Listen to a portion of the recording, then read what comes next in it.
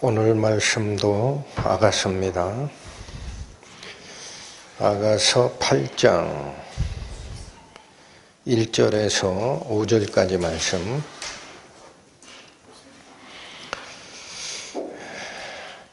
내가 내 어미의 젖을 먹은 오라비 같았더면 내가 밖에서 너를 만날 때에 입을 맞추어도 나를 업신여길 자가 없었을 것이라. 내가 너를 이끌어 내 어미 집에 들이고 내게서 교훈을 받았으리라. 나는 향기로운 술 곧 석류즙으로 네게 마시었겠고 너는 왼손으로 내 머리에 베게 하고 오른손으로 나를 안았었으리라. 예루살렘 여자들아, 내가 너희에게 부탁한다. 나의 사랑하는 자가 원하기 전에는 흔들지 말며 깨우지 말지니라. 그 사랑하는 자를 의지하고 거친 들에서 올라오는 여자가 누구인고? 너를 인하여 네 어미가 신고한 너를 낳은 자가 애쓴 그곳 사과나무 아래서 내가 너를 깨웠노라. 기도하시겠습니다. 하나님 아버지, 오늘도 저희는 아가서 8장에 이 영광스러운 말씀 속으로 들어가고자 합니다. 생명의 근원이 누구인지 정확하게 보고 모든 것을 생명의 근원 되시는 당신께 내어드리는 결단의 역사 이루어 주시고 그들의 입에서 나오는 찬양을 온전하게 받으시기를 원하오니 인도하여 주옵소서. 예수님 이름으로 기도 올립니다. 아멘. 아가서 8장은 아가서를 이제 정리하는 일종의 요약본이다 이렇게 보시면 됩니다. 그리고 이 안에도 굉장히 중요한 생명의 원리가 숨어 있습니다. 자, 그 은혜 속으로 들어갑니다. 8장 1절. 여기는 여자가 부르는 파트입니다. 여자가 부르는 파트.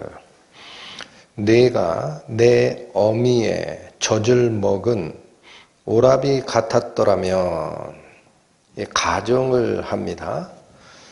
내가 내 어미의 젖을 먹은 오라비 같았더라면. 그래서 이런 표현들이 좀 이해가 안 되죠. 지금 이게 결혼식, 신랑과 신부의 결혼식을 표현하는 건데 배우자가 더 친근하지 왜 오빠가 됐었더라면 이라고 얘기를 할까? 그래서 이게 영적 의미가 있는 거예요. 그러니까 좀 더 깊이 들어가 보면 오라비 같았더라면 이라고 할 때 그 오라비, 오빠라는 뜻이죠. 이게 여러분 우리나라는 그 족보, 촌수에 대해서 굉장히 자세합니다. 그래서 오빠냐 여동생이냐 이런 걸 다 구분하지만 서양 문화에서는 오빠라는 말이 없습니다. 그냥 남자 형제예요. 그 영어 성경에 보면 이게 브라더예요. 브라더. 또 여자 형제를 얘기할 때는 뭐라고 불러요? 그냥 시스터라고 합니다. 그래서 원어인 히브리어로 들어가 봐도 오빠라는 이 말은 그냥 형제라는 말입니다. 여자가 부를 때 형제라고 부르면은 오빠가 되는 거지. 그죠? 그래서 번역을 오라비라고 했지만 원어적으로 그대로 번역을 하면 이게 형제란 뜻입니다. 또 하나가 내가 오라비 같았더라면 이라는 이 말이 있어요. 거기 내 어미의 젖을 먹은 이라는 이 부분은 수식어구입니다. 원어는. 그 뒤로 빠져 있어요. 앞에 무슨 문장이 나오느냐. 네가 오라비 같았더라면이 앞에 나오는 거예요. 그래서 네가 오라비 같았더라면이라는 이 말도 원문으로 보면 좀 달라집니다. 그게 어떻게 되어 있느냐면 누군가가 당신을 나의 형제로 만들어 준다면이라는 뜻이에요. 오라비라는 말이 브라더, 형제라는 말로 되어 있고 네가 오라비 같았더라면이라는 이 문장은 원문으로 보면 무슨 뜻이다? 누군가가 당신을 내 형제로 만들어 준다면이라는 뜻이다. 자, 그러니까 의미가 좀 달라지죠. 그래서 여기 하나 더, 그런데 그 형제인데 이게 피를 나누지 아니하고 예를 들어 양자를 드린 형제도 있을 수 있거든요. 그래서 중간에 수식어구가 들어가는 거예요. 내 어미의 젖을 먹은이라는 수식어구가 들어갑니다. 그래서 이 말은 무슨 얘기냐면 호적으로 옮겨서 형제가 되는 그 관계가 배제된 거예요. 같은 어머니에서, 다시 얘기합니다. 어머니는 출생의 근원입니다. 같은 출생의 근원에서 태어나고 자라난이라는 뜻이에요. 그러니까 혈족적으로 원래 한 부모 밑에서 태어난 오빠를 얘기하는 거지 호적으로 옮긴 오빠가 아닙니다. 이해가 되시죠? 그래서 자, 이게 무슨 말이냐면 여러분 그 아가서 앞쪽에도 보면은 신랑이 신부를 얘기할 때 나의 누이, 나의 어여쁜자야 라고 불렀을 때가 있었습니다. 분명히 신부인데 왜 나의 누이라고 해요? 그때도 한번 말씀을 드렸어요. 누이라는 표현은, 자, 여기 보십시오. 우리가 하나님과 교회 간의 사랑을 지금 다루는 게 아가서라고, 크게 전제를 하고 들어가셔야 된다 그랬어요. 남녀 간의 결혼 문제가 아니에요, 이거는. 그런 남녀 간의 결혼 문제면은 남편과 아내가 가까운 거지. 오라비와 누이면은 멀어지죠. 그러나 성경에서 하나님과 우리가 사랑으로 연합하는 거는 하나의 가족으로 연합하는 개념이에요. 그래서 그 핏줄 안에 있다라는 소속감이 더 강한 겁니다. 그래서 여기서도 누군가 당신을 내 형제로 만들어 준다면, 근데 그 형제가 어떤 형제냐? 같은 출생의 근원인 어머니 밑에서 태어나고 자란 형제로 만들어 준다면이라는 뜻이다. 그래서 여러분, 진짜로 구원받은 사람은 하나님이라고 하면 좀 너무 멀어지니까 주님, 그리스도, 주님, 예수님과 무슨 관계를 맺어요? 형제예요.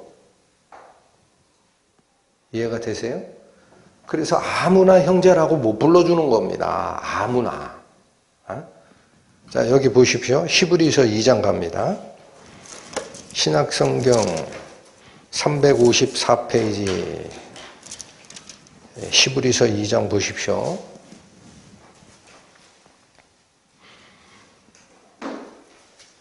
신약성경 354 히브리서 2장 9절 보십니다. 자, 이거 예수님을 지금 설명하는 말이에요. 히브리서 2장 9절. 오직 우리가 천사들보다 잠깐 동안 못하게 하심을 입은 자. 이게 누구예요? 예수님이에요. 천사들은 안 죽죠. 그런데 예수님은 죽을 수밖에 없는 몸을 입고 오거든요. 그러니까 천사보다 못한 건데 영원히 못한 게 아니라 잠깐 동안 그렇단 얘기예요. 그래서 예수께서 오셔서 십자가에 돌아가시고 부활하신 후에는 그분은 영원히 사시는 영광스러운 지위로 다시 올라갑니다. 그래서 잠깐 동안이라고 하는 거예요. 잠깐 동안이지만 천사보다 못하게 하심을 입은 자, 곧 죽음의 고난 받으심을 인하여 영광과 존귀로 관쓰신, 이 얘기는 십자가에 돌아가시고 부활하셔서 하나님의 영광으로 올라가신 그런 뜻이에요. 그 예수를 보니라는 거예요.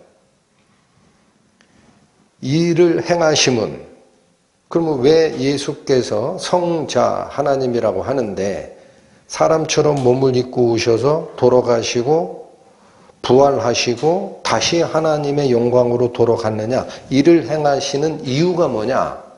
십자가 사역의 이유가 뭐냐? 하나님의 은혜로 말미암아 모든 사람을 위하여 죽음을 맛보려 하심이라라는 거예요. 여기도 모든 사람을 위하여라고 번역된 이것도 원래는 대신하여라는 뜻이 있어요.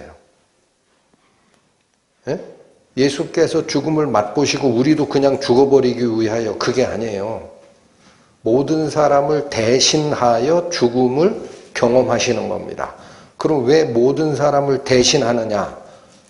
예수 안으로 피한 자는 죽음이 그를 지배할 수 없게 하기 위해서 그렇습니다.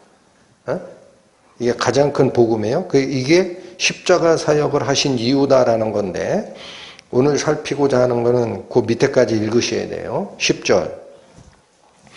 자, 그래서 이 사람이 누구냐라는 거예요. 2000년 전에 오셔서 돌아가시고 부활하시고 올라가신 이분이 누구냐? 10절.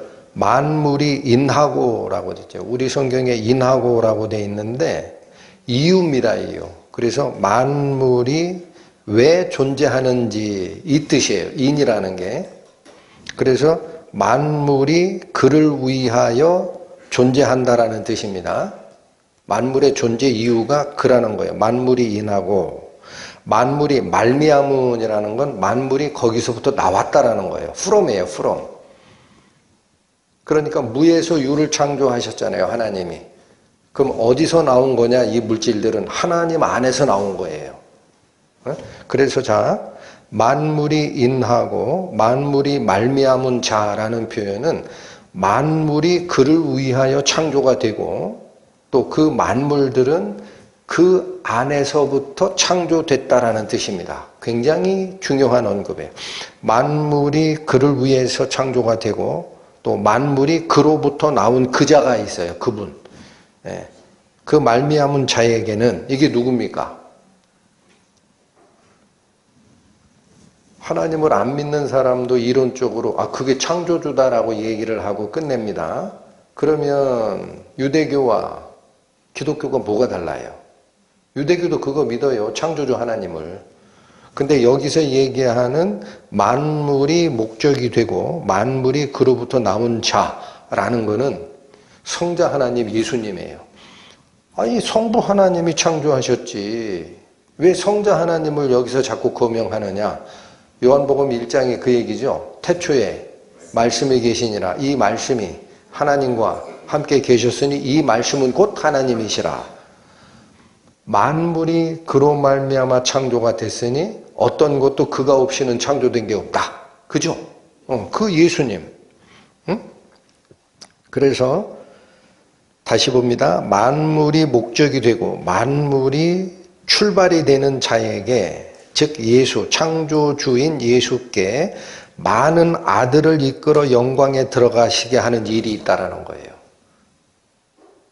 많은 아들이라고 나옵니다. 이래 저희 구원의 주, 여기 저희는 많은 이들이에요. 영광에 들어가야 될 그 많은 이들을 구원하는 주인, 이게 예수님입니다. 주를 고난으로 말미암아 온전케 하심이 합당하되, 고난으로 말미암아 온전케 하셨다라는 말이 뭐예요? 왜 십자가에 돌아갔다가 부활하느냐 이거예요. 예수께서. 그러지 않아도 되지 않냐. 그 하나님이시면 그냥 와서 야 일로 와라. 내가 너희들 용서할게 하시면 되잖아. 왜 꼭 죽으셔야 돼? 그 뜻이에요. 왜 고난에 들어갔다가 올라가야 되느냐. 그게 진짜 성자 하나님이라면. 예? 굉장히 중요한 질문을 던지신 거예요. 왜 그러냐. 그래야 우리가 뭐를 통과할 수 있어요?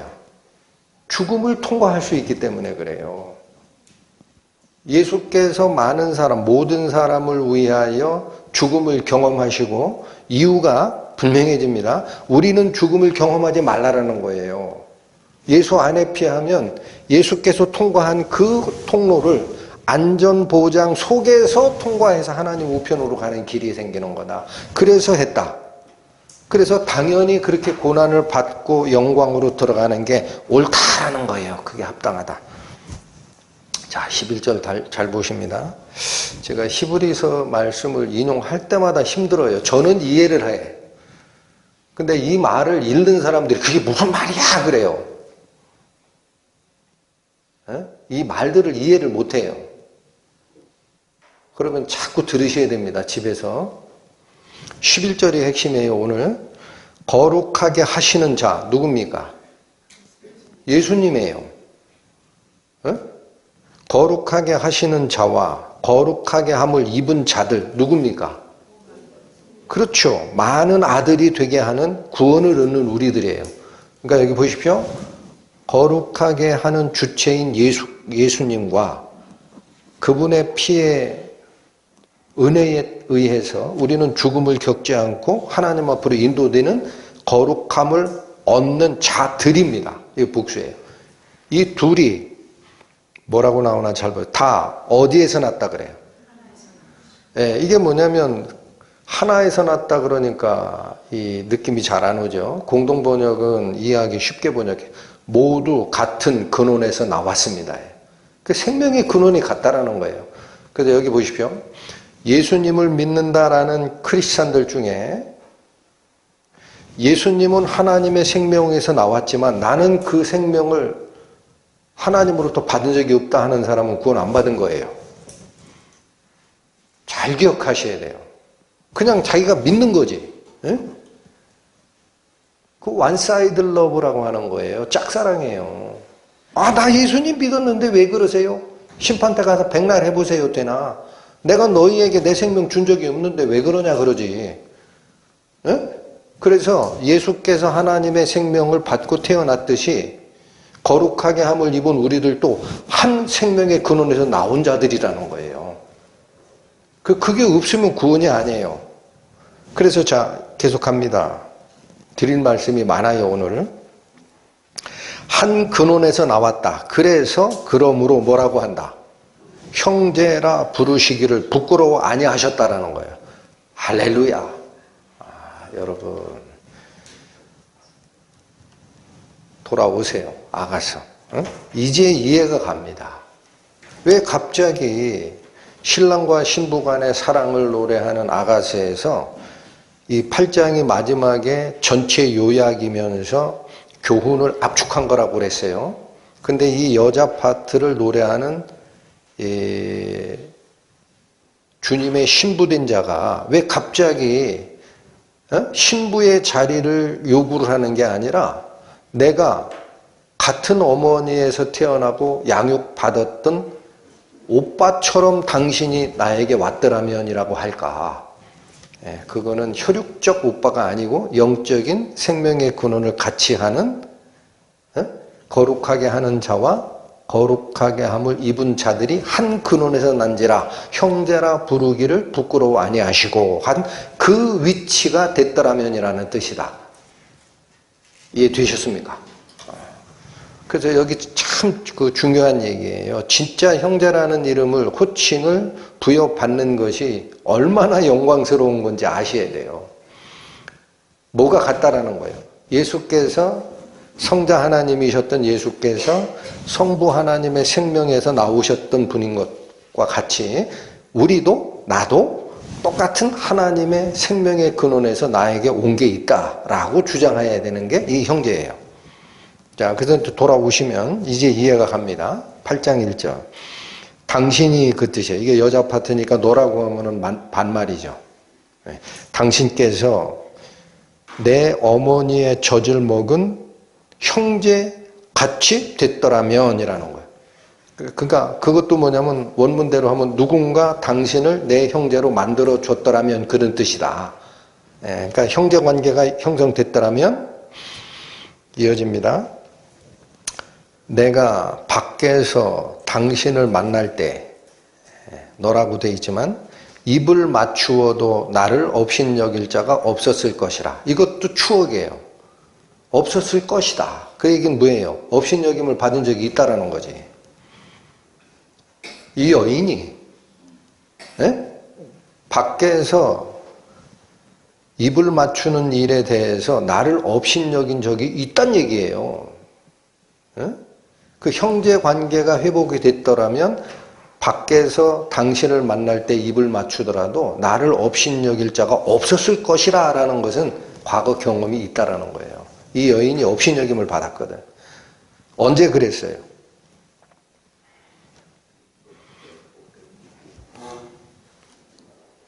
5장 7절 보십니다.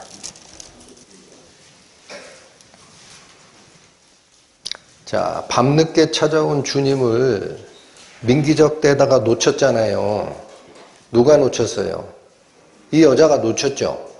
그러니까 아이쿠야 하고 냅다 쫓아나갔는데 6절, 5장 6절 내가 나의 사랑하는 자 위하여 문을 열었으나 이게 뒤늦게 열었죠. 그가 벌써 물러갔네. 그죠? 예수님을 놓칠 뻔했잖아요. 그래서 그가 말할 때 내 혼이 나갔구나. 내가 그를 찾아도 못 만나고 불러도 응답이 없구나. 이거 놓쳤어요. 생명의 줄을. 그래서 열심히 나간 게 7절인데 성중에서 행순하는 자들이 나를 만남에 나를 쳐서 상하게 하였고 성벽을 파소하는 자들은 내 웃옷을 벗겨 취했다는, 웃옷이라는 것은 빨개 벗겼다는 게 아니라 베일이라고 그랬어요. 베일. 신부가 쓰는 그 얼굴 가리는 이거. 그러니까 뭐예요? 신부의 자격을 박탈당하고 쳐버리고 이게 업신여긴 거예요. 공개적으로. 이걸 기억하는 거예요, 여인이. 자, 돌아오세요. 8장은 요약이라 그랬어요. 요약. 8장 1절 다시 후반절 보면 내가 밖에서 너를 만날 때에 라는 것은 여러분 부부간의 사랑을 나눌 때는 공개된 장소에서 합니까? 둘만의 공간에서 합니까? 둘만의 공간에서 하는 거죠. 그런데 왜 밖에서 너를 만날 때라고 하느냐? 이거는 공개적으로라는 뜻이에요. 밖에서는. 공개적으로 너를 만날 때에 입을 맞추는 일을 하더라도 나는 업신여김을 당하지 않을 수 있었을 텐데 그 뜻입니다. 그러면 자 여기 보십시오. 입을 맞춘다는 게 뭘까? 이거를 그 3차원 공간에서 남녀 간의 입맞춤으로 이해를 하고 해석을 해내느라 주석가들이 바쁩니다. 그러면 안 됩니다, 여러분. 왜 부부간에 결혼했는데 공개적으로 길바닥에서 입 맞추려고 그래요? 그러려고 하면 왜 오빠가 됐으면 쉽다 그래? 아무것도 안 맞잖아. 그래요, 안 그래요? 성경 속으로 들어가야 돼요. 여러분 여기 입 맞추다라는 거는요. 남녀 간에 입을 맞추는 걸 얘기하는 게 아닙니다. 지금 생명을 다루고 있어요. 이 아가서가. 그래서 하나님을 영접하는 것 또는 하나님의 생명을 받아들이는 것을 입맞춤으로 얘기를 합니다. 시편 2편 갑니다. 구약 804페이지 펴보십시오.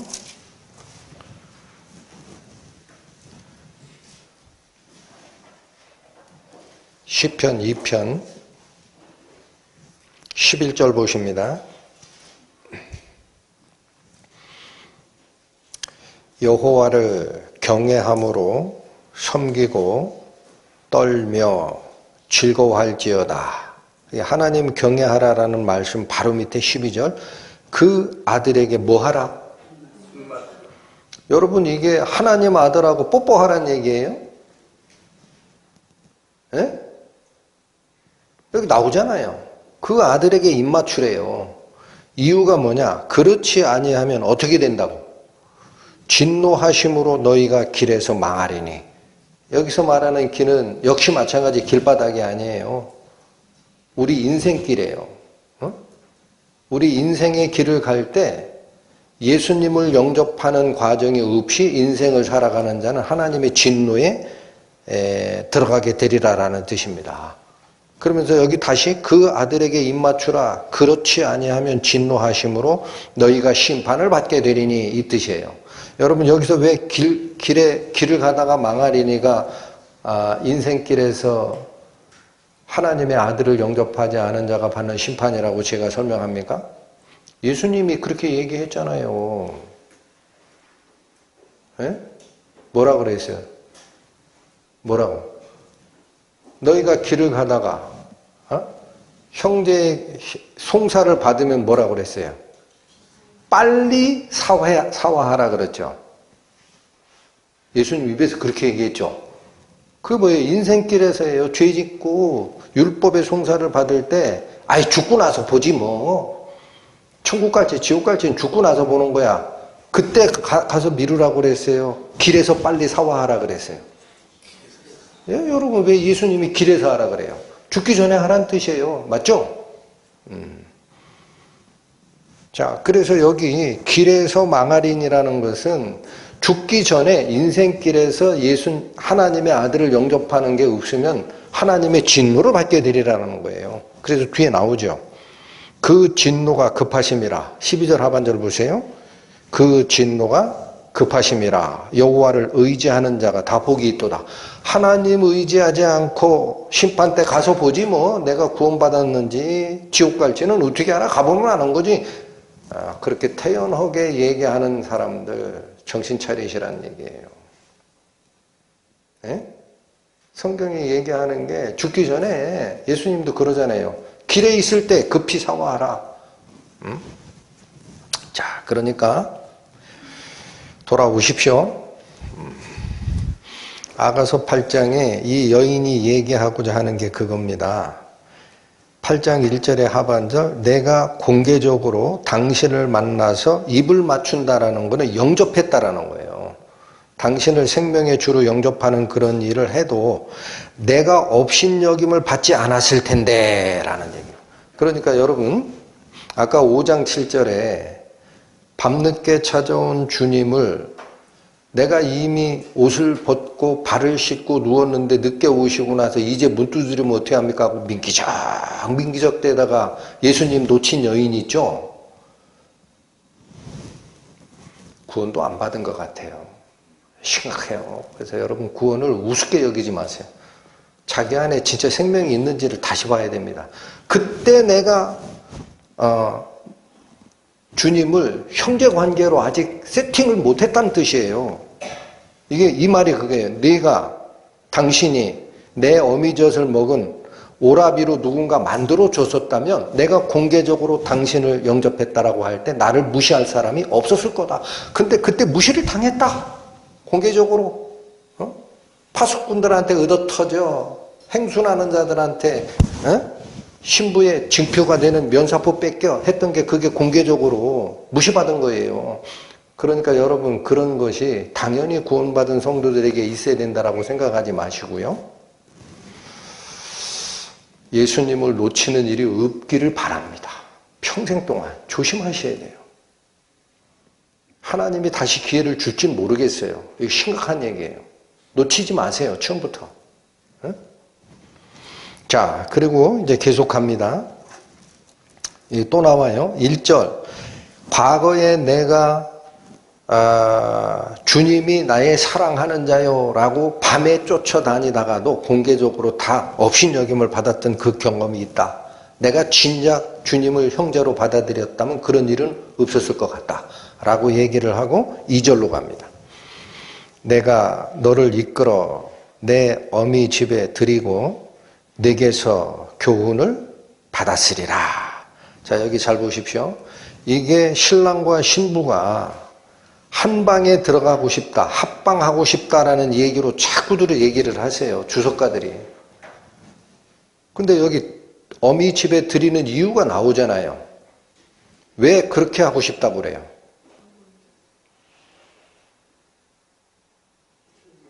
교훈 받고 싶다죠. 여러분 부부가 합방을 해서 한 방에 들어가면 교훈 받으려고 들어가요? 사랑을 나누려고 들어가요?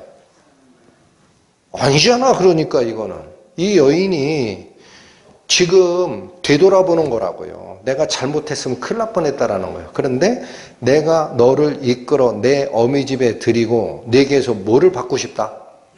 예, 사랑을 받고 싶다가 아닙니다. 여기 잘 보셔야 됩니다. 교훈을 받고 싶다는 게 어미 집에 들이고가 뭐야? 그러면 왜 해필이면 글로 들어가겠다라는 거예요? 학교로 가야지. 교훈을 받으려면 회당으로 가야지. 왜 어미 집에 데리고 싶다고 하느냐? 앞에 거 보란 얘기예요. 앞에 거 보라. 나 왔다. 전에. 여러분 3장 가보세요. 3장 4절.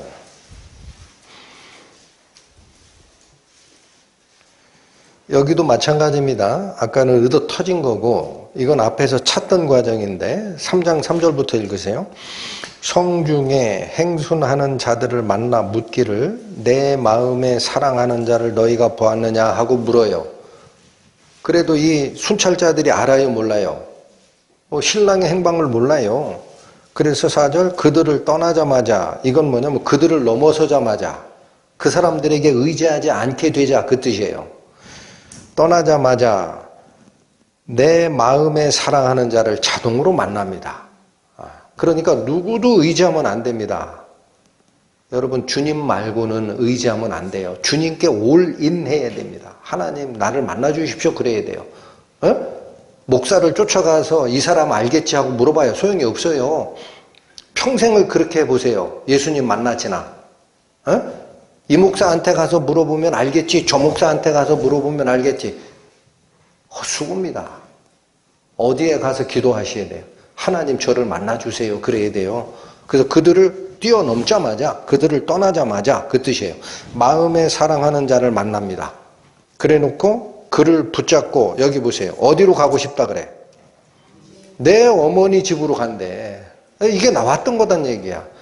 그런데 3장 4절에 보면은 그 장소가 조금 더 특정됩니다. 어머니 집이 왜 가? 그랬더니 나를 잉태한 자의 어디로 가고 싶다?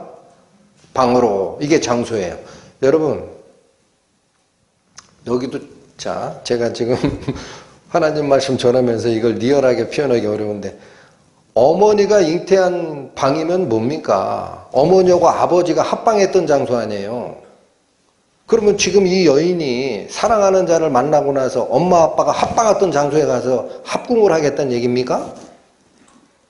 이상하잖아요. 그죠? 그 얘기를 하는 게 아니라는 거예요. 이 부분 그때 제가 설명드렸어요. 잉태한 자의 방이라는 건 생명의 원천을 얘기한다. 생명이 잉태됐던 그곳에 가고 싶다야. 그러면서 뭐냐면 거기까지 놓지 아니하였노라라고 돼 있잖아요. 그럼 이 여인이 진짜 안 왔다는 얘기냐가 아니고 이때도 그 말씀을 드렸어요. 원문은 의지라는 거예요. 의지. 놓아주지 않을 것이다 라는 의지입니다. 그 놓쳤잖아. 근데 그 뒤에 여러분 안 놓치겠다라고 한 건 3장이에요. 놓친 게 몇 장에 나와? 5장에 나오잖아. 그렇게 의지를 다졌던 적이 있더라. 지금 우리가 가져오고 싶은 것은 어머니 집에 왜 가느냐예요. 어머니 집 3장 4절에서는 잉태한 자의 장소, 생명의 잉태가 일어난 그 장소를 어머니 집이라고 얘기하는 거구나. 아가서에서. 그럼 8장으로 돌아오시면 이 뜻입니다.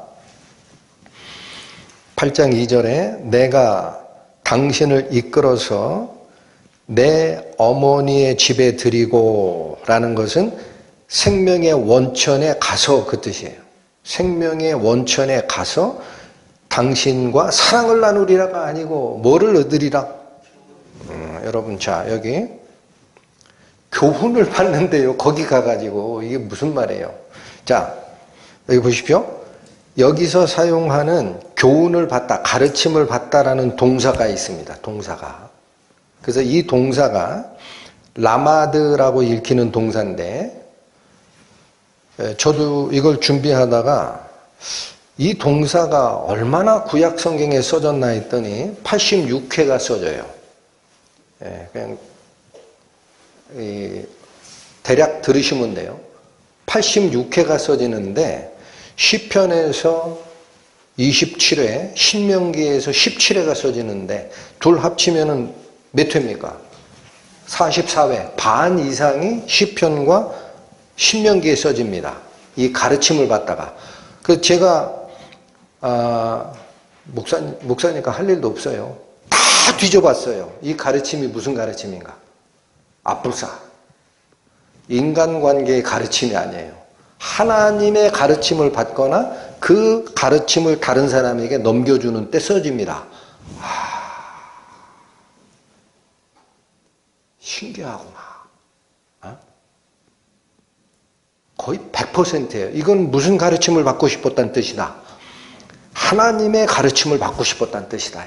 생명의 근원에 들어가. 자, 다시 보세요. 2절의 하반절, 내가 너를 이끌어 내 어미 집에 들이고 내게서 교훈을 받았으리라 라는 이 말이, 내가 당신을 영접하여 생명의 근원까지 들어가 당신으로부터 생명의 교훈, 가르침을 받고 싶었다라는 뜻이에요. 그거 어떻게 생명의 가르침입니까? 자의적 해석 아닙니까?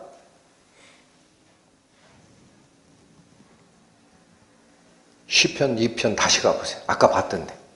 네? 아까 봤던데. 구약 804페이지 다시 펴봅니다. 자, 아까는 어디 읽으셨었어요? 11절, 12절 읽었죠? 네, 근데 바로 위에 있었어요. 10절부터 보세요. 그런즉 군왕들아, 너희는 무엇을 얻으며? 네, 세상의 관원들아, 교훈을 받을지어다. 자, 2번 얘기한 겁니다. 성경은 중요한 걸 2번 반복해요. 군왕들아, 너희는 지혜를 얻으라. 이 말을 세상의 관원들아, 교훈을 받으라 라는 말로 한 번 더 한 겁니다. 반복. 그러니까 여기 보십시오. 지혜를 얻는 것을 성경에서는 뭐를 받는 거라고 얘기한다? 교훈을 받는 거예요. 여러분, 그럼 여기서 얘기하는 성경의 지혜는 우리가 알고 있는 지식을 얻는 게 아니죠? 왜 그래요? 여기 참 문장 잘 보십시오. 10절에 지혜를 얻는 것, 교훈을 받는 것 2번 반복을 하고 나서 11, 12절이 나왔었어요. 그러면서 11절 여호와를 경외함으로 섬기고 떨며 즐거워하라 라는 건 하나님의 교훈을 받으라는 뜻이다라는 뜻이고, 12절로 가니까 그 아들에게 입맞추지 아니하면은 진노하심으로 길에서 망하게 된다. 그 아들에게 입맞춰야 진노가 너를 피할 거야. 그래야 너희가 생명을 얻어 라는 걸로 이게 주제가 옮겨가고 있는 게 보이세요? 그래서 이 지혜를 얻으란 얘기는 생명의 근원을 받아들이라 라는 뜻이에요. 네? 그 어디서 그렇게 돼 있어요? 잠언 8장 갑니다. 이게 여러 차례 말씀을 드렸습니다. 잠언 8장 구약성경 918페이지 펴보시면 잠언이 지혜에 대해서 깊게 설명을 하는데 이 8장은 특별한 장입니다. 왜 특별한 장이냐? 그 지혜의 정체를 밝혀놓은 장이 8장이니까. 이게 전체가 지혜 얘기인데 30절 가보시면 이 지혜의 존재를 밝혀줘요. 내가, 이 나라는 게 지혜입니다. 그 곁에 있어서, 그라는 건 하나님이에요. 창조자가 됐대요. 어라? 말이 이상해진다. 하나님이 창조자인데 내가 그 하나님 곁에서 같이 뭐가 됐대요? 창조의 역할을 했대요. 날마다 그 기뻐하신 바가 되었다라는 거예요. 그러니까 이 창조자가 요한복음 1장에 뭡니까? 태초에 계셨던 말씀, 그가 하나님과 함께 계셨고 만물은 그로 말미암아 창조가 돼서 하나도 그가 없이는 창조된 것이 없느니라 라고 얘기했던 그 성자 하나님이라는 거예요. 이게 정체입니다. 그런데 살피고 싶은 것은 35절 가세요. 대저. 자, 이 말은 잘 들어라라는 뜻이에요. 이게 히브리 그 문장 표현 방식의 대저 그러면 자, 조용히 여기 들어 그 뜻이에요. 나를 얻는 자는 뭐를 얻어요? 네, 여기 지혜를 얻는 게 생명을 얻는 거라는 거예요. 여호와께 은총을 얻을 것임이니라. 36절. 그러나 나를 잃는 자는, 자, 지혜를 얻지 못하는 자, 잃는 자는 자기의 영혼을 해하는 자라. 무릇 나를 미워하는 자는 사망을 사랑하느니라. 자, 성경이 뭘 얘기합니까? 지혜를 왜 얻고 싶다라는 거였어요? 생명을 얻는 게 그 아들에게 입맞추는 거고. 여러분, 어려워요? 안 어려워요? 하나도 안 어렵잖아요. 뭐가 어려워요? 이렇게까지 알려드리는데. 에? 그 8장에 지혜 그러니까 지혜가 무슨 그 추상명상가 보다. 그래서 정체 밝혔잖아요. 8장 30절에 내가 창조주였다니까 밝혔죠.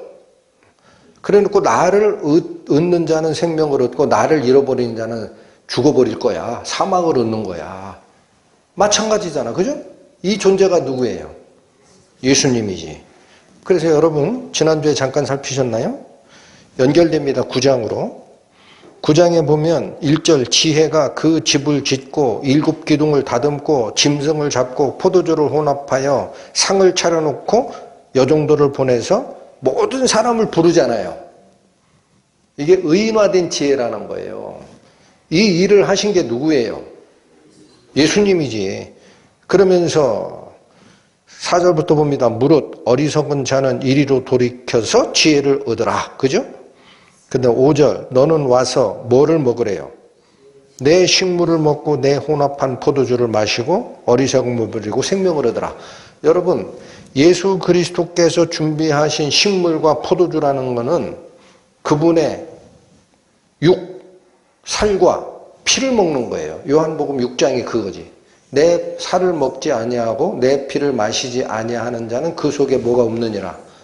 생명이 없느니라. 이거 실제로 먹은 자는 잘 보십시오.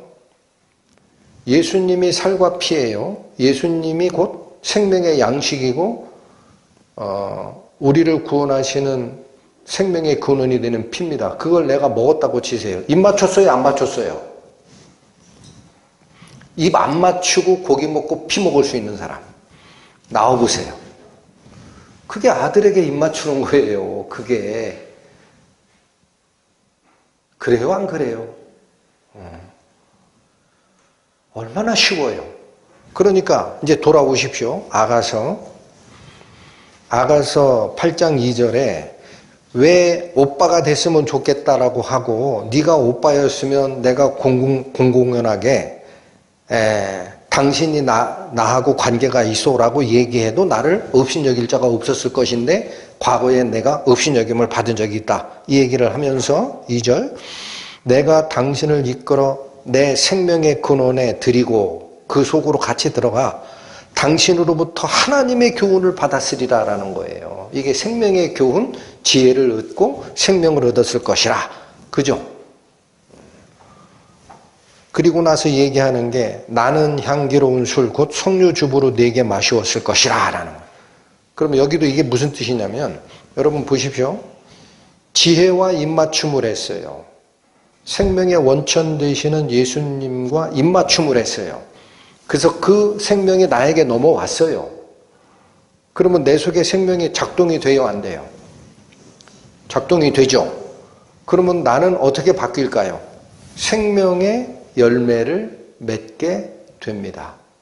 그래서 여러분 석류즙으로 당신께 마시옵겠다라는 게 뭐냐면 석류즙은 누가 만들어내야 하는 생명의 열매입니까? 석류는 동산이 생산해내는 과일나무라니까. 다시 한번 보실까요? 4장 13절 가보세요. 4장 13절.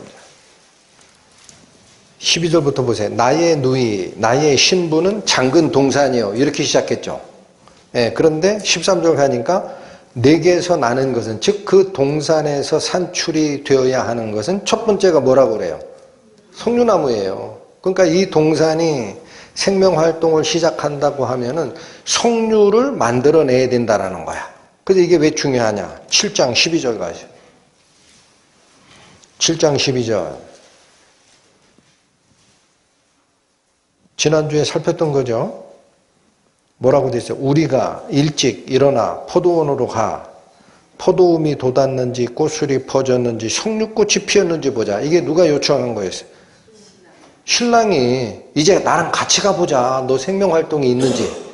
그 석류꽃이 피어야 신부가 생명활동이 시작됐다라는 거지. 그러면 오늘 8장 2절에서 석류즙으로 와인을 만들어서 당신께 드릴 수 있었을 텐데 라는 이 말이 무슨 얘기냐? 생명의 꽃만 핀 게 아니고 석류를 맺혔어요. 그죠? 거기서 생명의 결과인 즙을 짜서 주님께 당신께서 허락하신 영적 열매가 이겁니다 하고 교류했을 것이다 라는 뜻입니다. 이게 완전한 구원받은 생명의 역사가 일어나는 거예요. 그렇게 했었을 텐데 라는 이야기를 계속하고 있더라. 3절 보십니다. 너는 왼손으로 내 머리에 베게 하고 오른손으로 나를 안았었으리라. 자, 그렇게 됐더라면 당신이 나에게 이렇게 해줬을 텐데 그 뜻이에요. 여기도 마찬가지. 왼손으로 머리에 베게 하고 오른손으로 안는다 그러니까 신방에 들어가는 모습이래요. 그건 당연히 이해가 되지. 그거 말고 그건 무슨 뜻이 있어요? 여러분, 베게 하는 게 뭐예요? 여러분 언제 베게 해요? 잠잘 때 하잖아. 그러니까 이거는 잠자는 동안의 평안을 약속하는 거예요. 신랑이 신부에게. 오른손으로 안았으리라 라는 이 오른손의 개념은 하나님의 보호하심입니다. 그래서 실제로 동산이 산출해내야 하는 생명나무인 석류나무가 자라고 꽃이 피고 석류가 열리고 거기서 즙을 짜서 주님께 드리는 정도라면 생명활동에 완전한 열매가 맺힌 거예요. 그렇게 되면 나는 주님에게서 밤이든 낮이든 평안과 안전을 보호받을 수 있었을 것이다 라는 거예요. 이거 못 받았잖아요. 밤에 못 받았죠. 보호하심. 아까 찾아봤어요. 5장 7절. 밤에 성중으로 가다가 파수꾼에게 의도터져 성벽을 지키는 자들에게 면사포 뺏겼죠. 보호받았어요? 못 받았어요? 자꾸 얘기하는 거예요. 이게 가정법이라고. 그렇게 되지 않았을 텐데 라는 거예요. 그래서 여러분 이 낮이든 밤에든 우리를 보호하시는 이것은 하나님께서 당신의 진짜 백성에게 주시는 안전 징표입니다. 전에 한번 봤죠? 한번 더 보실까요? 시편 121편 보세요. 121편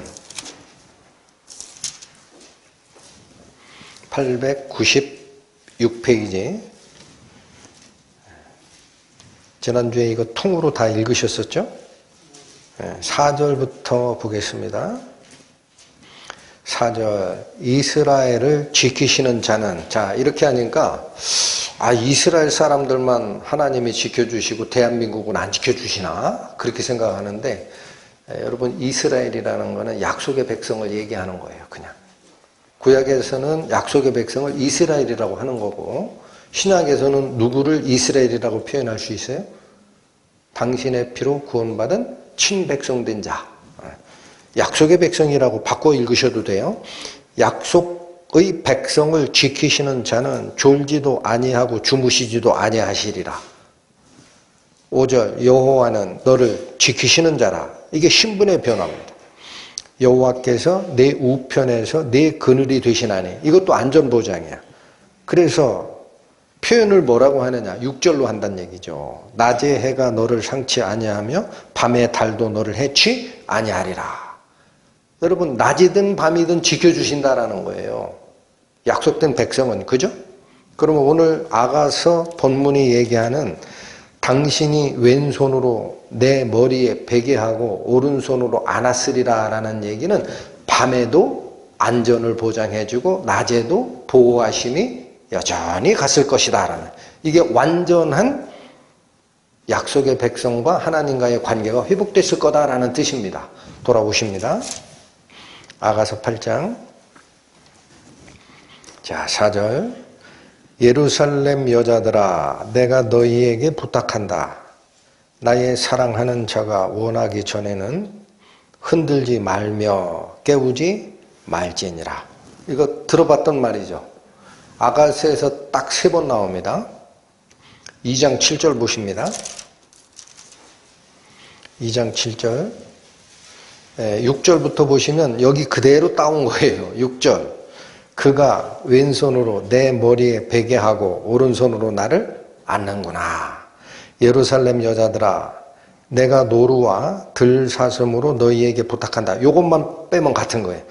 내 사랑이 원하기 전에는 흔들지 말고 깨우지 말지니라. 자, 또 한 번 3장 5절 4절부터 마저 아까 읽었던 거지만 그들을 떠나자마자 그러니까 파수꾼들에게 의지하는 것을 버리자마자 마음에 사랑하는 자를 만나 그를 붙잡고 내 어미 집으로 나를 잉태한 자의 방으로 가기까지 놓지 않을 것이다 라고 이게 강조했어요. 그리고 나서도 또 무슨 말씀 나와? 5절 예루살렘 여자들아 내가 노루와 들사슴으로 너희에게 부탁한다.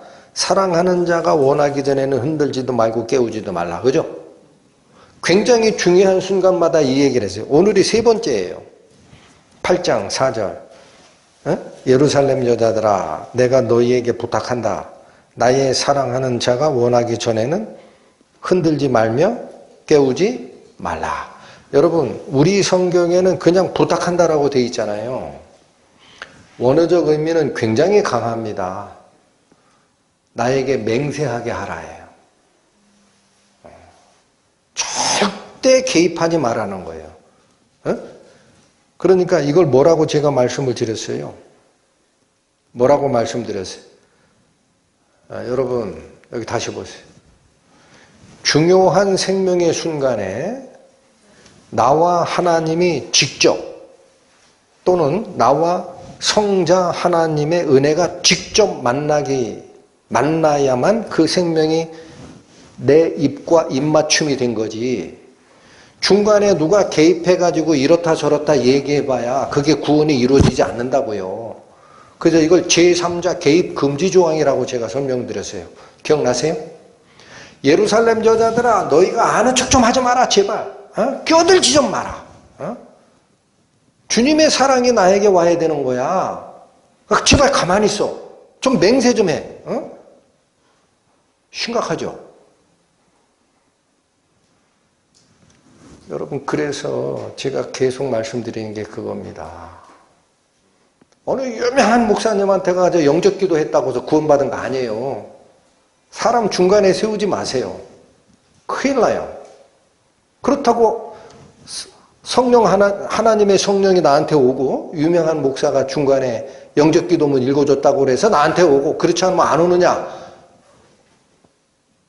그러면 성령을 부리는 자가 그 목사지. 세상에나 그런 거 없다 이게요. 제3자 개입 금지가 아가서에 몇 번 나온다. 그 얘기는 무슨 얘기예요? 절대 어기지 마란 얘기예요. 절대 어기지 마. 그렇게 해서 주님의 사랑을 내가 얻는 게 아니다. 자 여기 잘 보시면 지금 이 여인이 1절, 2절, 3절 이렇게 했었을 거다. 이렇게 했었을 거다. 그래서 과거에 자기가 잘못됐던 것, 주님을 놓쳤던 것 이런 것에 대한 회한이라고 하죠. 과거를 되짚어서 야 그때 이러지 않았어야 되는데 라고 얘기를 하다가도 4절에서는 뭐냐 그러니까 네가 좀 도와줘야지 이런 얘기해요. 그래도 너는 개입하지 마라 그래요. 개입하지 말아요. 절대 개입하면 안 된다라는 거야. 자, 그러니까 4절로 넘어가. 이 4절은 5절은 코러스입니다. 합창단. 친구들이에요. 신부의 친구가 그 사랑하는 자를 의지하고 거친 들에서 올라오는 여자가 누구냐?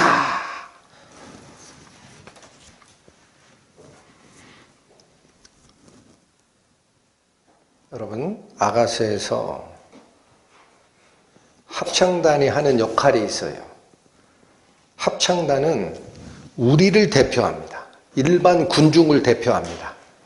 그래서 신랑과 신부를 뺀 나머지 사람들이 궁금해야 하는 그 파트를 합창단이 부르게 하는 거예요. 그래서 주의를 환기시키는 거예요. 그런데 여기 보십시오. 합창단이 이처럼 저 사람이 누구냐라고 물었던 질문이 2번 나옵니다. 아가서에서. 첫 번째는 뭘 보고 그렇게 물었어요? 5장 9절 가보세요. 5장 9절. 5장 9절. 여자 중 극히 어여쁜 자야. 너의 사랑하는 자가 남의 사랑하는 자보다 나은 것이 무엇인가? 이렇게 물었죠. 합창단이 궁금해하는 것은 모든 사람이 궁금해해야 하는 요소야 라는 뜻이에요. 그걸 합창단의 입을 통해서 노래하게 하는 겁니다. 아가서가. 그러니까 여기 5장 9절에서 이 여인이 자기의 그 사랑하는 자를 계속 칭찬을 하고 제발 좀 내가 잘못하다 놓쳤는데 좀 찾아줘 라고 하니까 여기 코러스 합창단들은 뭐냐, 야 너 진짜 이쁜 여잔데 그런데 하나 궁금한 게 있다. 네가 사랑하는 그 사랑의 대상이 다른 사람들이 사랑하는 사랑의 대상보다 도대체 뭐가 낫길래 그렇게 호들갑을 떠니? 라고 물었다고. 이해가 되세요? 그러니까 이게 두 가지 질문이 나오는 거예요. 신분에 대해서 두 번을 묻는다라는 겁니다. 합창단이. 한 번은 우리가 그렇게 사모해야 하는 하나님, 예수님의 아름다움이 뭔지 설명 좀 해봐라 라는 거예요. 여러분, 우리가 쫓아가는 예수 그리스도의 은혜가 다른 사람들이 믿는 잡신이라고 해서 죄송합니다. 다른 사람들이 믿는 믿음의 대상들보다 뭐가 뛰어나냐라고 누가 질문을 해요, 우리에게. 그럼 우리가 대답해 줘야 돼요. 다른 건 다 가짜다.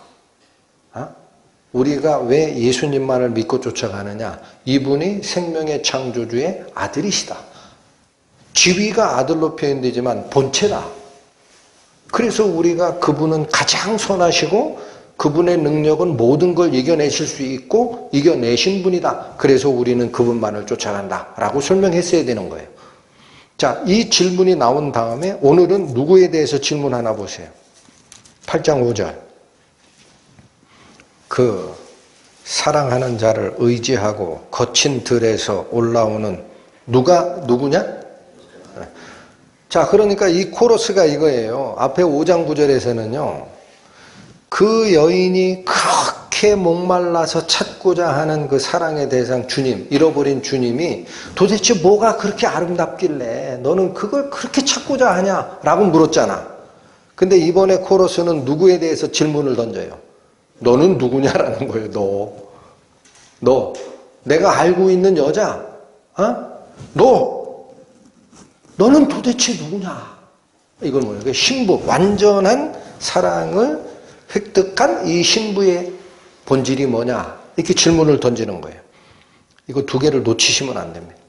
아가서가 바로 이거에 대한 질문을 던지고 우리로 하여금 생각하게 하는 겁니다.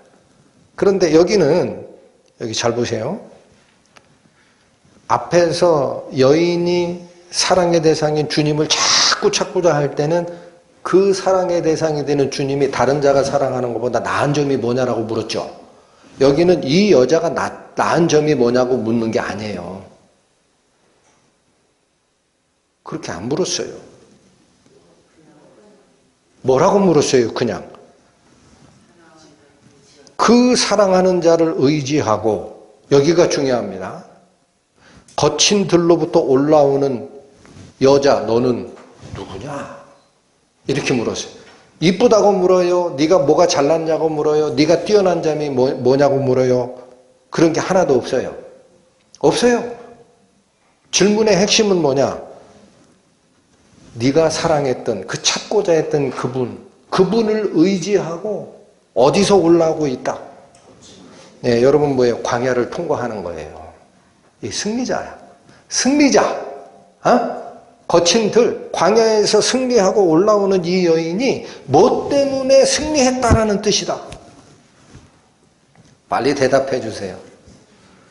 능력이 좋아서 승리했다는 뜻이다. 이뻐서 열심을 냈기 때문에 한마디도 없습니다. 여러분 잘 들으셔야 됩니다. 주님을 의지했다라는 거예요. 그러니까 여러분 신앙의 승리가 여기입니다. 이런 거를 keep in mind 하시라는 거예요. 아가서의 은혜입니다. 다른 사람들은 다 실패해도 광야를 통과하고 그 시험을 이기고 올라온다라는 뜻이 그거예요. 극복하고 나오는, 광야를 이기고 나오는 이 여인의 승리의 근원이 뭐다? 그녀가 사랑했던 그분, 의지한 것밖에 없다라는 거예요. 의지, 믿은 거예요. 다 맡겨드린 거야. 그래서 왜 코러스가 이렇게 부르느냐? 우리 지난주에 살피셨던 7장에 10절에서 13절, 그때도 딱 4절 봤죠? 거기서 이 여인이 소유권을 다 넘겨드렸잖아요. 10절 뭐라고 했어요? 나는 나의 사랑하는 자에게 속하였구나. 끝! 그죠? 그 앞에서는 어떻게 했었던 여자예요? 나의 사랑하는 자는 나에게 속하였고 나는 그에게 속하였다. 상호적 소유로 얘기를 하지만 먼저는 주님이 내 거야 라고 주장하던 이 여인이 중간에 가니까 말이 바뀌어요. 내가 그에게 속했고 그는 나에게 속했다. 주도권을 살짝 넘겨줬지만 다시 상호 소유야. 그런데 7장 10절에서 완전한 소유권 이전으로 나오죠. 주님이 내 거라는 말을 해요, 안 해요? 내가 전부 주님 겁니다 하고 끝내잖아. 이게 완전한 의지입니다. 그래서 그 많은 준비된 주님께서 준비된 쌓아놓은 것들을 너에게 주겠다라고 약속을 받고 나서 이 여인이 8장 1절부터 4절까지도 과거에 내가 이렇게 해서 잘못된 게 있었어. 그랬었으면 내가 그러지 않았을 텐데 라고 반성하는 모습을 딱 보고 5절에서 이 코러스가 다시 얘기하는 거야. 야, 네가 사랑하는 그분만을 믿었기 때문에, 의지했기 때문에 너는 광야를 이기고 통과하고 올라오고 있구나. 이 여자가 도대체 누구냐라고 감탄하는 거다 이거예요. 여러분 이해가 되세요? 여기 다시 보십시오. 아가서에서 거친 들 광야라는 게 2번 나와요. 앞에 나왔었어요. 어디에서 나왔어요? 3장 가세요. 3장 8절 봅니다. 연기 기둥과도 같고 3장 6절 눈이 어른어른해서 8잔치 6잔치를 3장 6절 연기 기둥과도 같고 모략과 유향과 장사에 이게 장사꾼이란 뜻이에요. 여러 가지 향품으로 향기롭게도 하고 거친 들에서 오는 자가 누구인고 여기 거친 들 나오죠. 예, 여러분 여기 3장 6절에서는 그냥 거친 들에서 오는 자라고 되어 있는데 여기도 올라오는 자예요. 번역을 다르게 한 거예요. 그 다음에 여기 6절도 올라오는 자가 누구냐 그러니까 여자인지 남자인지 안 나오죠. 여기도 여자예요. 에? 원래는 거친 들로부터 올라오는 이는 누구냐라는 거예요. 디스. 근데 그 디스라는 대명사가 여성명사입니다. 그래서 올라오는 이 여인이 누구냐라는 뜻이에요. 자, 이 광야에서 왜 이 사람이 극복하고 올라올 수 있었어요? 능력이 많아서 열심을 내가지고 부지런 떨어서 어떻게 해서 이 광야에서 올라와요? 7절 나오잖아요. 이는 솔로몬의 연이라. 자, 솔로몬이 준비한 가마 속에 탄 여인이에요. 그러면서 뭐냐? 이스라엘의 용사 중 60인이 옹이합니다. 그 왜 호위대가 붙어요? 8절 다 칼을 차고 싸움에 익숙한 사람들이 호위를 합니다. 그럼 이 사람들 왜 붙여요? 여러분 그때도 여기 설명드렸어요. 이게 결혼식에 신부가 가마 타고 가는 것 같으면 왜 호위 군사가 60명이 붙냐고. 에? 이게 영적 싸움이에요. 그래서 뭐라고 나와요? 8절 다 칼을 잡고 싸움에 익숙한 사람들이라. 왜 이 사람들 60명을 호위대로 세웠느냐? 밤의 두려움 때문에. 여기서 얘기하는 밤의 두려움이 뭐예요? 우리가 살아가야 하는 이 세상, 어둠의 세상 통과 과정이 밤입니다.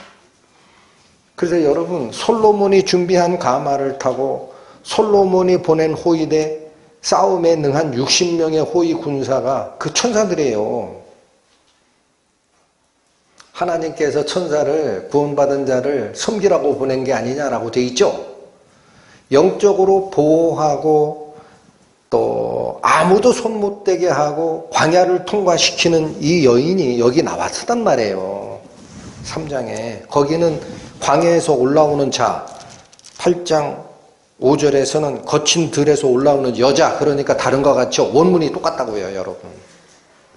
거친 들에서 올라오는 이는 누구냐예요, 둘 다. 근데 그 이, 디스라는 이게 여성 명사라고. 그래서 8장 5절에서는 이 여자라고 번역을 한 거고 3장 6절에서는 올라오는 자는 누구냐라고 번역하니까 다른 것 같지? 똑같단 말이에요, 그 말이. 하나도 안 틀려요, 원문에선. 그러니까 여기 가봐라는 뜻이야. 그러니까 여기 돌아오십시오. 복잡해서 은혜를 놓치면 안 되니까 문장 분해는 그 정도 하시면 돼. 뭐냐? 거기서는 솔로몬의 가마를 타고 올라오는 여인이에요. 그런데 위험하니까 누구를 붙여줬어요? 호위대 60명을 붙여줬어요. 밤의 어두움 때문에 안전하게 보호해 줄 거야 하고 호위대를 붙이고 솔로몬이 보낸 가마를 타고 올라오는 여인이었어. 근데 여기서는 딱 한마디로 줄여요. 뭐라 그래? 8장 5절. 그녀가 사랑하는 자를 의지하고 광야를 통과하고 올라오는구나.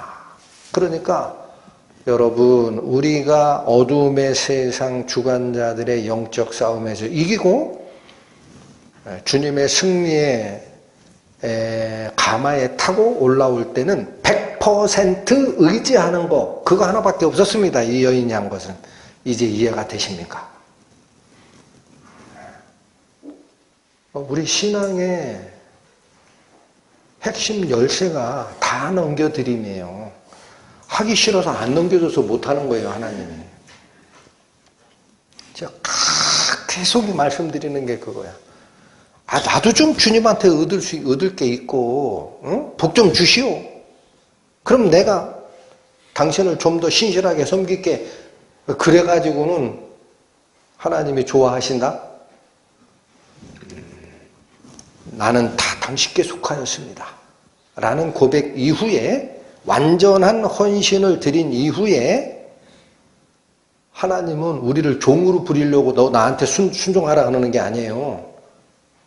그런 이후에 네가 받아야 될 모든 영광과 호의와 거룩함은 내 능력으로 너를 태워서 가지고 광야를 통과시킬 거야 라는 약속을 왜 모르십니까?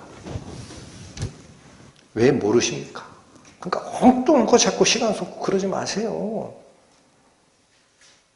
하나님의 말씀이 인도하는 이 은혜가 얼마나 큰데 지금 아가스가 지금 그 종착역을 향하여 달려가고 있다. 이해가 되세요? 자, 그리고 나서 성경에서 지금 5절에 지금 이야기하는 자가 바뀌는데 이걸 같은 절로 묶어놨어요. 그래서 종이 성경 가지신 분들은 5절에 그 사랑하는 자를 의지하고 거친 들에서 올라오는 여자가 누구인고 다음에 문장 변환 부호를 찍어놨다고, 종이 성경은. 그죠? 이게 다른 사람이 얘기한다라는 거예요. 그래서 너를 인하여 내 어미가 신고한 너를 낳은 자가 애쓴 그곳 사과나무 아래에서 내가 너를 깨웠노라 라는 말이 말하는 사람이 바뀝니다. 자, 근데 여기 보십시오. 이 부분이 의견이 갈려요. 어떻게 갈리느냐? 대부분은 이게 여자 파트라는 거야. 그런데 공동번역 성경만 이거 남자라는 거예요. 머리 아픈 거 싫어하시는 거 알겠지만 그래도 설명드려야 돼. 내 마음대로 해석하면 안 되니까. 그 왜 공동번역 성경은 이게 남자 파트라고 얘기했을까 하고 쫓아가 봤더니 구약 성경을 번역하는 번역본 중에 옛날 시리아 지역에서 번역한 페시타역이라는 게 있어요. 너무 복잡하니까 대충 그냥 들으세요. 그 페시타역에서는 이 5절의 하반절 너라는 게 여성이라는 거예요. 그 번역본만 그렇게 얘기를 해요.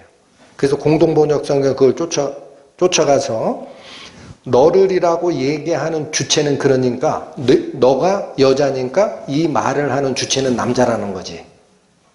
공동번역은 그렇게 갔어요. 이해가 되세요? 제가 왜 이런 걸 고민하느냐. 5절의 뒷부분은 남자가 해야 하는 말이에요. 거기에 은혜가 있어요. 근데 여자라고 하니까 설명이 안 되는 거야. 자, 왜 그런가 보세요, 이제. 왜 그런가 보시라고. 5절에, 하반절에, 너를 인하여 내 어미가 신고했다라는 거는 고생을 많이 한, 이게 아기 날 때 신음하면서 고생하는 모습이에요. 신고한, 너를 낳은 자가 애쓴, 다 한 번 더 얘기하니까 확실해지죠. 너를 낳느라 애쓴 그 어머니, 그 곧 사과나무 아래서 내가 너를 깨우노라 라고 하죠. 그럼 여기 말하는 주체는 뭔가를 깨우는 자입니다. 맞아요, 안 맞아요? 그러면 여러분, 우리가 잠자시는 신랑을 깨워요? 신랑께서 잠자는 우리를 깨워요? 대답하셔야지.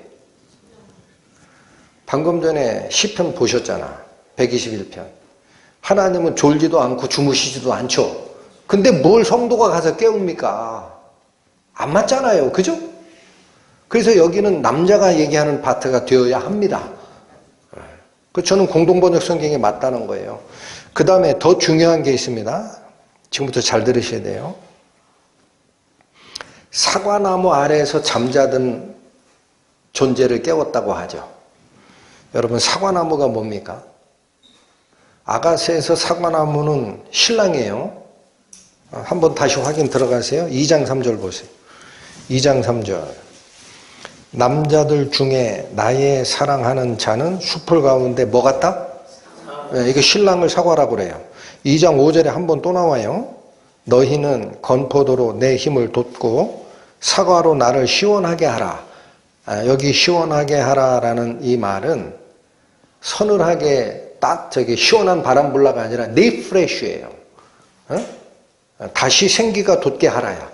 그러니까 이 여인은 사과나무의 신랑의 그 사과즙을 먹어야 생명력을 받아야 리프레쉬, 다시 생기를 얻게 되는 겁니다. 그러니까 아가스에서 사과나무는 볼 것도 없어요. 누구를 얘기하는 거예요? 신랑이에요. 그런데 이제 보십시오. 사과 또는 사과나무라고 하는 이 단어가 있습니다. 이게 왜 예수님을 지칭하게 돼 있느냐면, 발음 그냥 한번 해드릴게요. 타푸아라고 읽어요. 사과나무가. 타푸아. 근데 얘가 성경사전을 쫓아 들어가면은 나파라고 읽히는 동사에서 나온 단어라는 거야. 나파가 뭐냐? 불어넣다야. 불어넣다. 궁금하시죠? 이 나파가 쓰인 곳이 있어요. 에스겔서 37장 갑니다. 쫓아오십니다. 에스겔서 37장 가보시면, 여러분 우리 수련회 때 에스겔 37장 설명 많이 드렸어요. 뼈가 일어서서 부활하는 장면입니다. 이게 이스라엘의 부활을 얘기하는 거죠. 에스겔 37장 9절 가보시면 이 말이 나온다고요. 1210페이지입니다. 에스겔 37장 9절 보세요. 또 내게 이르시되 인자야 너는 생기를 향하여 대언하라. 생기에게 대언하여 이르기를 주 여호와의 말씀에 생기야 사방에서부터 와서 이 사망을 당한 자에게 불어 살게 하라 하셨다 하라. 여기 불어서라는 단어 있죠. 이게 나파입니다. 이 단어가 한 번 또 쓰였어요. 언제 쓰여요?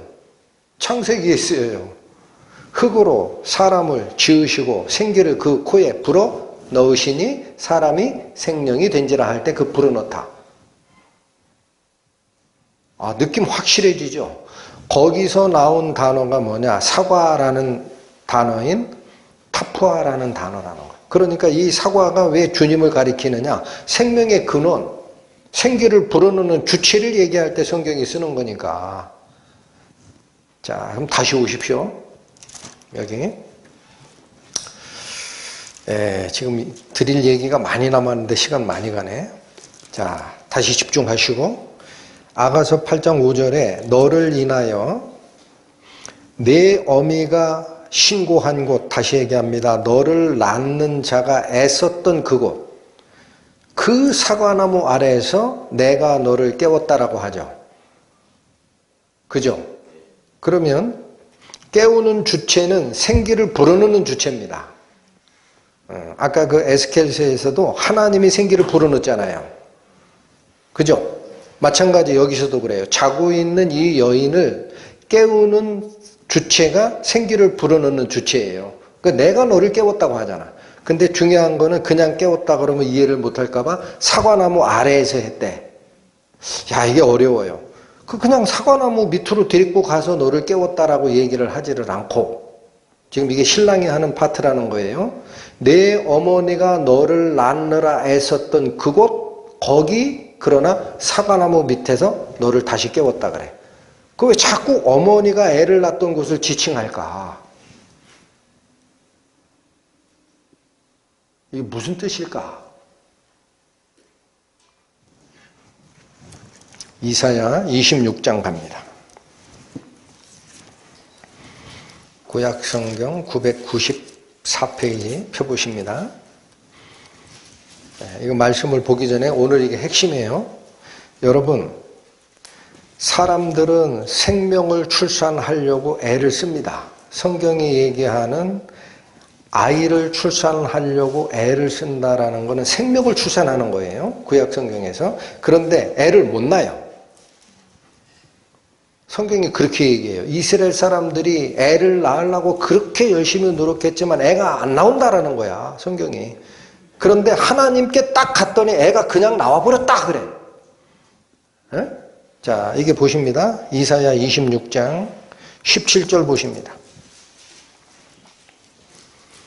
이사야 26장 17절.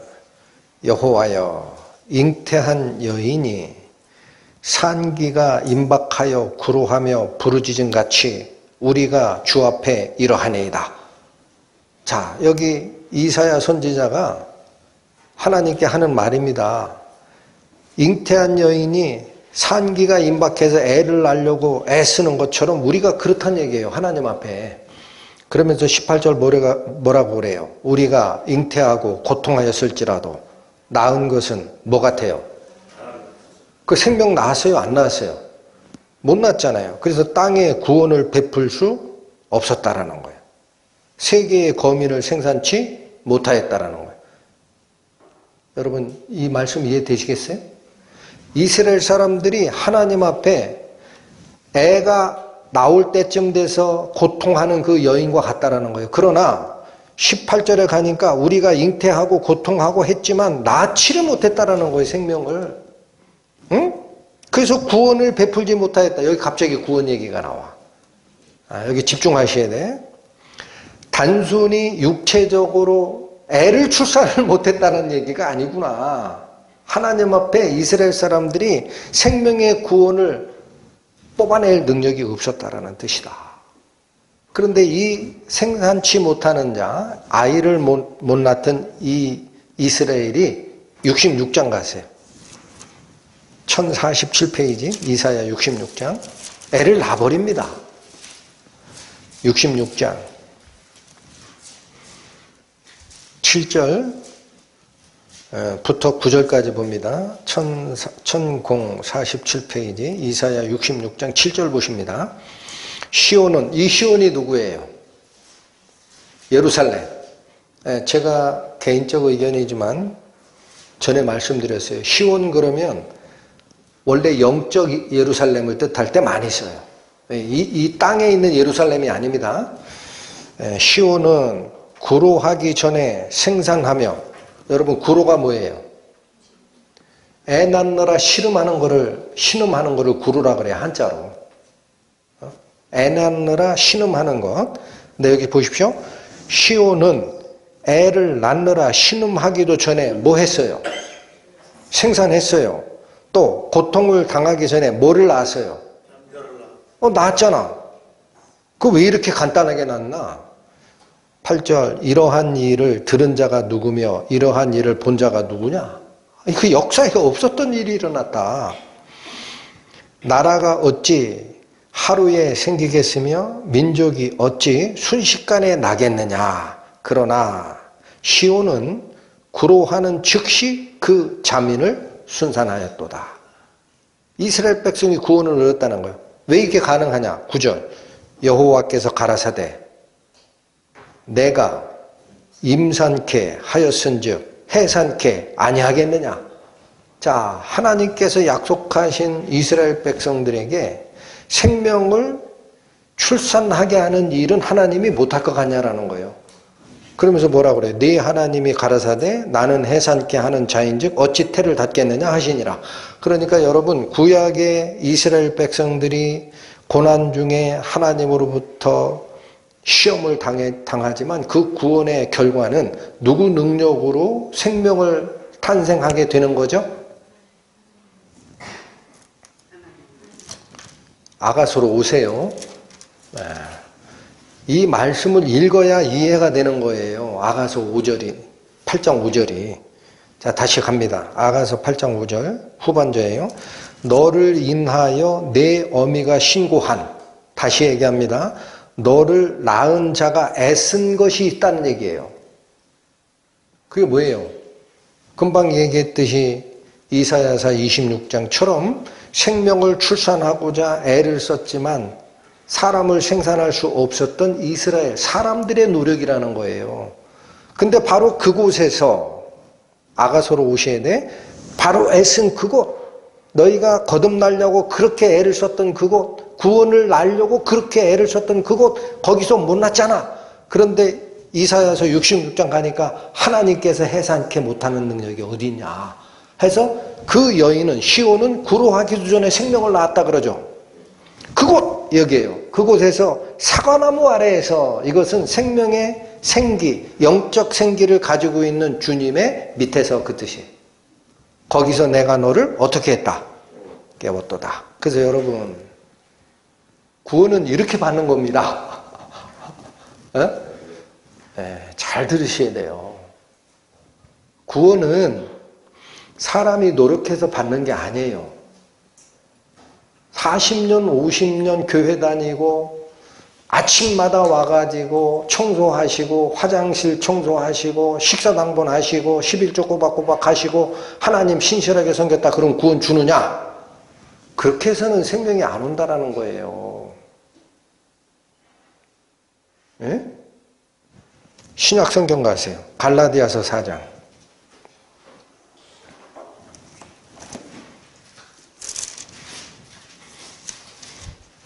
신약 307페이지 펴보십니다. 갈라디아서 4장. 여기 두 언약의 차이가 나옵니다. 오늘 저희가 상고해야 하는 제일 중요한 말씀이에요. 정신 집중하세요. 갈라디아서 4장 21절부터 봅니다. 찾으셨습니까? 내게 말하라. 자, 사도 바울이 요구하는 거예요. 나하고 대화 좀 할래? 그 뜻입니다. 율법 아래 있고자 하는 자들아, 율법을 듣지 못하였느냐? 기록된 바 아브라함이 두 아들이 있으니 하나는 계집종에게서 하나는 자유하는 여자에게서 낳다 하였으나, 자, 이거 역사 기록이죠. 사라의 몸종 하갈을 통해서 이스마엘이 나왔어요. 그게 여종에서 난 자야. 그 다음에 하나는 자유하는 여자에게서 낳았다. 이건 누구예요? 본부인 사라가 난 거예요. 이 역사가 있지 아니하냐. 그런데 23절 뭐라고 하냐. 계집종에게서 육체를 따라 낳고 자유하는 여자에게서는 뭐로 말미암아 낳대? 야, 이 얘기가 무슨 얘기냐면 사라의 몸에서 날 이삭을 통해서 많은 민족을 이루게 하리라 라는 하나님의 약속이 있는데, 사라가 90세가 돼가지고 경수가 끊어져가지고 애를 못 낳는 상태가 됐잖아요. 그러니까 사라가 다른 방법을 쓴 게 뭐냐. 야, 이거는 내가 데리고 있는 몸종을 통해서 이거를 내 남편인 아브라함에게 첩으로 줘가지고 나도 아브라함의 신이니까 이거겠지 하고 줬어요. 그래서 이스마엘이 낳잖아. 그건 육체로 난 거라는 거야. 하나님의 약속이 그렇게 안 돼 있거든. 사라의 여종 하갈이 낳는 이스마엘하고 약속 세우리라고 안 돼 있거든요, 구약에. 반드시 누구 몸에서 나온다 그랬어. 사라 몸에. 근데 사라는 이미 경수가 끊어졌는데 어떻게 나와? 그러나 하나님이 약속했다라는 거예요. 그래도 내가 낳게 한다. 그래서 자유하는 여자로부터 난 이삭은 생체적 출산의 원리로 난 게 아니라 하나님의 약속으로 의해서 나온 거다라는 거예요. 이해가 돼요? 안 돼요? 이해 못 하시는 분. 자, 그 다음부터 중요합니다. 이게 뭐래요? 이게 비유입니다. 비유라는 거예요. 이건 비유다. 이 여자들은 뭐를 대표하는 거다? 두 언약이에요. 하나는 신의 산으로부터 종을 낳은 자니 곧 하가라. 자, 여러분, 여종의 몸에서 나오는 이스마엘이, 여종이 종이듯이 그 아들 이스마엘도 여기선 종을 낳았다라는 거예요. 근데 이게 어디서 나온 거랑 같은 거냐? 신의 산의 언약을 통해서 난 종이래. 그럼 신의 산 언약이 뭐냐? 율법 언약이에요. 자, 조금 더 읽습니다. 25절. 이 하가는 아라비아에 있는 신의 산으로 지금 있는 뭐와 같다? 그럼 뭐냐면 이게 좀 어려워요. 과거에 아라비아에 있는 신의 산에서 율법을 받은 것처럼 지금 예루살렘에 있는 종교 지도자들이 율법 지키려고 한다는 거예요. 똑같다. 지금 약속이 뭔지 모른다. 그래서 그 당시에 신의 산 율법을 통해서 종을 낳은 이스마엘처럼 지금 예루살렘에 있는 종교 지도자들도 율법 지켜야 구원 얻는다라고 자꾸 종을 만든다라는 거예요. 같은 데니 저가 그 자녀들로 더불어 뭐 한다? 이게 종로로 탄다가 뭐냐? 율법의 종로로 타는 거예요. 율법에. 요 뒤에 나옵니다. 오직 자, 하나밖에 없어요. 위에 있는 예루살렘. 이게 뭐야? 이게 시온이에요. 하늘의 예루살렘. 이게 자유자야. 곧 우리의 뭐라? 어머니라. 그래서 27절 기록된 바 잉태치 못한 자의 즐거워하라. 이게 구약으로 갑니다. 누가 잉태치 못했던 자예요? 사라예요. 사라. 경수가 끊어졌으니까 애 낳을 희망이 없었지. 그런데 즐거워하래. 그렇지 못한 자여 소리질러 외치라. 이는 홀로 사는 자의 자녀가, 이 홀로 산다라는 말도 원래는 버림받은 거예요. 원래 뜻이 버림받은이에요. 그러니까 생명의 출산 능력에서는 사라는 이미 버림받은 거예요. 경수가 끊어졌으니까. 그렇지만 버림받은 자의 자녀가 남편이 있는 자녀보다 많음이라. 약속의 후손을 이삭을 통해서 이스라엘 백성이 일어나리라.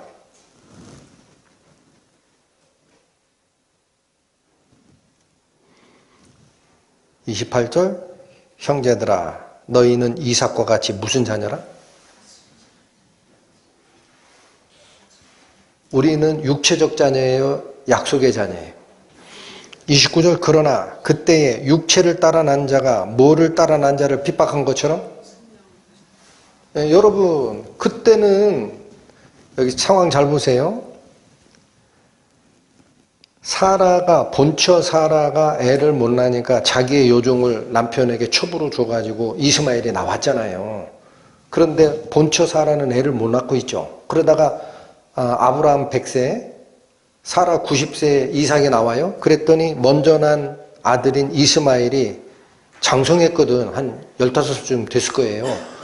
그러니까 이삭을 막 희롱을 해. 이 조그만 놈이 까부네. 그러면 야, 니네 엄마는 이제서 너 낳냐? 그러니까 싸웠잖아. 그걸 뭐라고 하는 거예요, 성경에서? 육체를 따라 난 자가 약속을 따라 난 이삭을 핍박했다. 그것처럼이라는 거예요. 육체를 따라 난 자가 성령을 따라 난 자를 핍박. 근데 이게 이삭을 지금 말을 바꿔요. 사도 바울이 약속을 따라 난 자라는 말을 이제 바꿔요. 뭐를 따라 났대? 그게 왜 성령을 따라 난 거예요? 하나님의 영적 영향력이 없으면 사라는 잉태할 능력이 없었던 겁니다. 한 것처럼 이제도 그러하니라. 그러니까 뭐예요? 여기 보세요. 구원을 어떻게 얻는 거예요? 율법의 신의 산을 따라 신의 산의 언약. 이 여자는 두 가지 비유라 그랬어요. 두 언약이라. 종을 낳는 언약이 있어요. 율법 아래에서 내 능력으로 내 힘으로 열심을 내서 하나님이 요구하시는 생명의 기준을 넘어버리겠다. 내가 그래서 거룩함을 얻겠다라는 게 종입니다. 그런데 여러분, 사라는 스스로 애를 낳을 수 있었어요? 낳을 수 없었어요? 없었어요. 근데 왜 낳았어요? 성령의 능력으로. 하나님이 약속을 하셨기 때문에. 그렇죠. 구원도 마찬가지라는 거예요. 여러분, 구원도 마찬가지다. 교회 열심히 다니고 11조 열심히 하고 가서 봉사 열심히 하고 다른 사람보다 내가 2배, 3배는 일했다. 그래서 구원을 얻는다, 못 얻는다. 그게 오늘 본문의 말이에요. 너희의 어머니가 신고했던 그곳, 애를 낳으려고 애썼던 그곳, 네가 열심히 노력해서 구원을 받으려고 했던 바로 그 장소에 내가 다른 걸로 너를 낳게 했다라는 거예요. 사과나무로, 성령으로, 생명의 생기를 불어넣어서 거기서 내가 너를 깨웠다. 그 전까지 너는 죽은 자였어.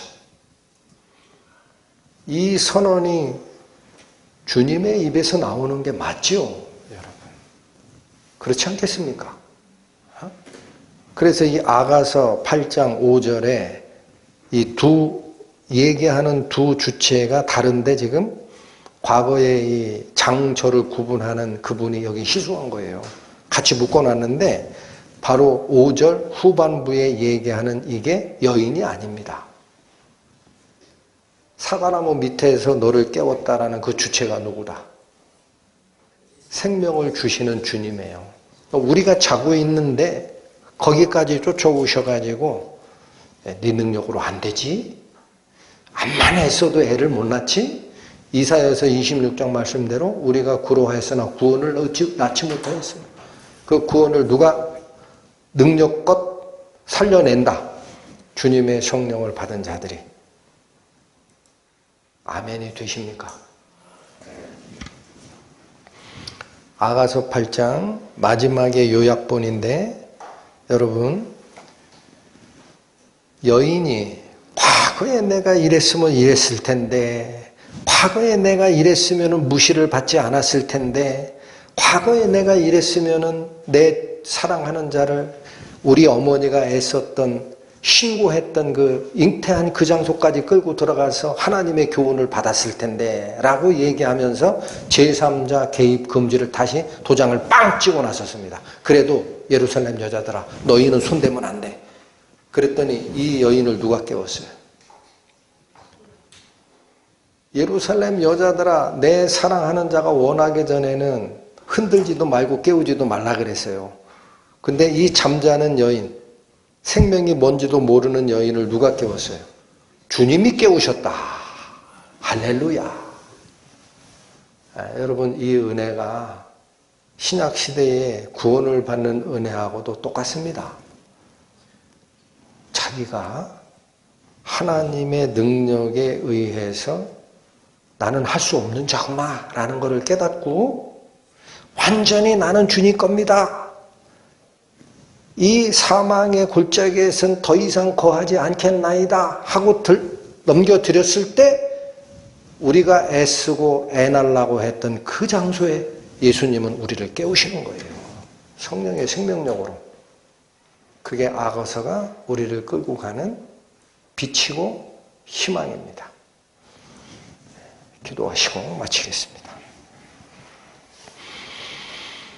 하나님 아버지, 성경이 이쪽에서 빛을 비추시고 저쪽에서 화답하시는 내용 다 같음을 압니다. 사도 바울을 통해 갈라디아 교회에게 선언했던 것처럼 너희가 과연 율법적 언약, 육체의 노력과 능력으로 하나님과 자녀 관계를 맺고자 하느냐, 아니면 내가 할 수 없었던 그것을 하나님의 성령의 능력에 맡김으로써 거듭나는 은혜를 누리려고 하느냐라는 그 가르침이 오늘 아가서 8장 여인의 입에서 선언이 되고 주님의 입에서 축복이 선언되는 이 과정이었음을 다시 확인하였습니다. 부디 저희들이 지금도 세상의 유혹과 관심에 눈 돌리고 마음 주지 않고 저희를 위해 생명을 넘겨주신 주님에 대한 사랑과 감사함으로 다시 깨어나게 하시고 그 속에서 복음을 위해 걸어가는 당신의 친백성 되도록 인도하여 주옵소서. 예수님 이름으로 기도 올립니다.